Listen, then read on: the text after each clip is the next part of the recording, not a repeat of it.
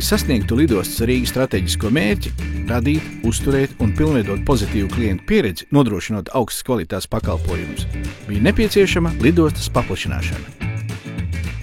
Šobrīd notiek būvdarbi jaunajā Ziemeļpiestātnē, kuru pasažieri sāks lietot jau šoruden.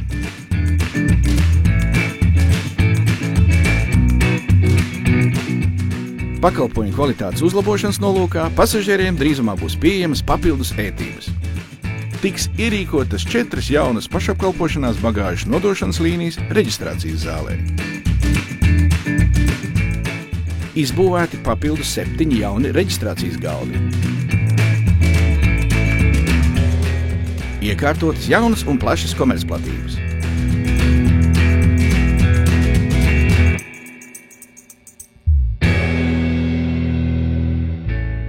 Biznesa zāle turpmāk būs pieejama jaunās telpās lidostas 3. stāvā.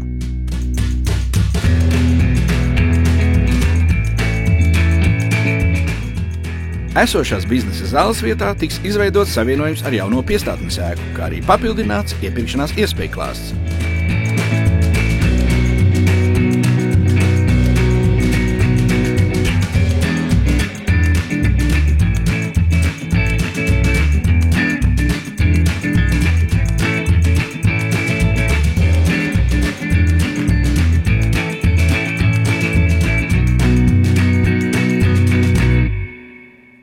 Pēc būvdarba pabeigšanas pasažieriem būs pieejami 19 jauni iekāpšanas sektori, 3 gaisa kuģu tilti, jaunas komercplatības un plašas un ērtas uzgaidāmās telpas, kas kopumā palielinās lidostas kapacitāti un veicinās valsts savienojamību ar strateģiski svarīgiem galamērķiem, kā arī tautsaimniecības izaugsmi.